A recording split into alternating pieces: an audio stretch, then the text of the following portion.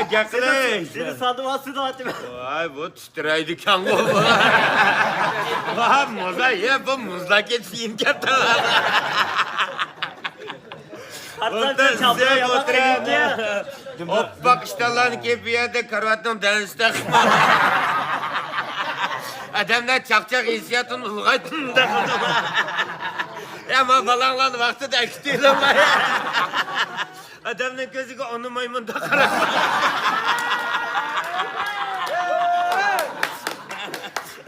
Bir maymunlar var o pakaliyetin pohlu çıktı ana. Bana aldım gibi dümlü düştü ama. Hem de kendine kızartayım minpemi solattı.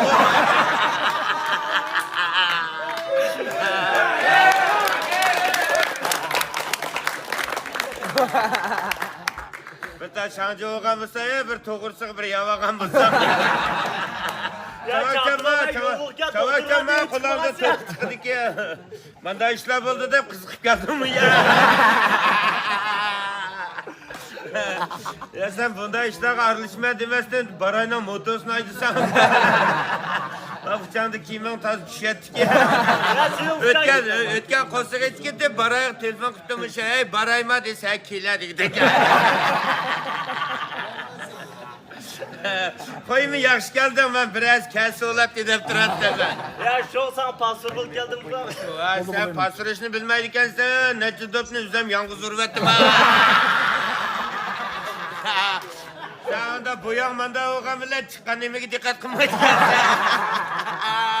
Onda tırpesa uğruyu vurmam ben.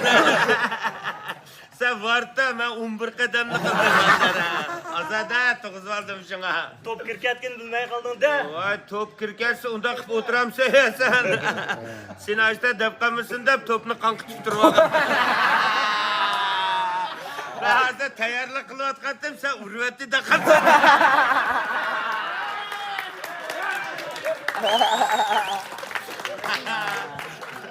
Urgunumunu ben mi okumayayım ben kızıkçılık tutum tiketim. Ya aşında işte kriket kendim sezmedim mi? Ya kıypaş kirketkin sen mi ses bütün bu? Dopma kıypaş kirem de var.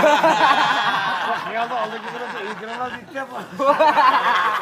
Şimdi hemen bana askerlik yapıp tenti tutkan balık yapıp. Tayarlık kaçtı, uğraş yokken ayta kıymadı. Ya beni kendimden yolda kaçsa stonu kapırıp Vay tenti. seni kenarda menemez, ügetken iştememem var. Senin kenardan bir aklı var, bir adam cürüde mağmaydı o ya. Sen şu adamın kendine kırı olduğunu mu var? Ben bunu çakçak istiyorsan benim kendim kırmada büyük ev olursa.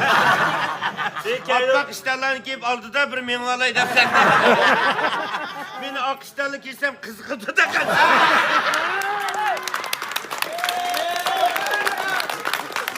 Ya yolda alsan çakçaklı işine ama.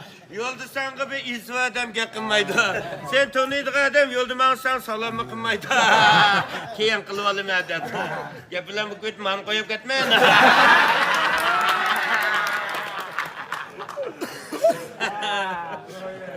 Ay meleğinde işkicek motoru kıraksan.